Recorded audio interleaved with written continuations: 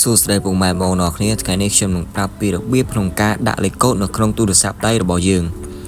ជាដំបូងអ្នកគ្នាចូលមកកាន់ setting នេះមកនេះចូលមកកាន់ setting នេះមកនេះចូលមកកាន់ setting នេះមកហើយបន្តមកទៀតអ្នកគ្នាអស់ទៅខាងក្រោមបន្តិចដើម្បីស្វែងរកពាក្យថា Face ID and Passcode ហើយអ្នកគ្នាចុចលើវានឹងមក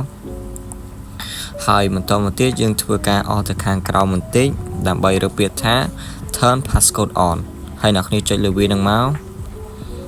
ហើយចូលមកដល់កន្លែងនេះយើងធ្វើការបញ្ចូលលេខកូដសម្ងាត់របស់យើងតែម្ដងទៅហើយអ្នកគ្នា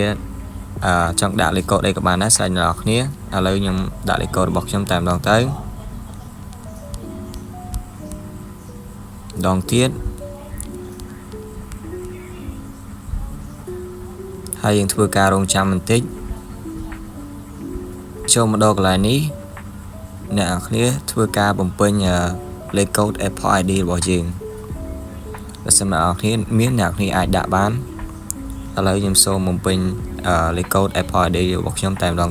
ហើយនៅពេលដែលអ្នកគ្នាបំពេញរួចហើយអ្នកគ្នាធ្វើការចុច sign in នេះទៅអ្នកគ្នានេះចុចកន្លែងនេះទៅធ្វើការចុចមកយើងធ្វើការរងចាំបន្តិចហើយនៅពេលអ្នកគ្នាចុចរួចហើយលេខកូដរបស់យើងត្រូវបានដាក់បានសម្រេចហើយបើសិនអ្នកគ្នាចង់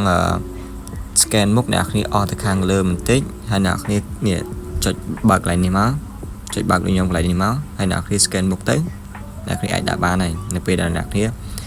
បើកទូរស័ព្ទមកអ្នកគ្នាធ្វើការ scan មុខទៅជាការស្រេចហើយបើសិនបើពេញចិត្តនៅវីដេអូមួយនេះអ្នកគ្នាជួយចុច like ហើយនិង subscribe ម្នាក់មួយផងអ្នកគ្នាសូមអរគុណ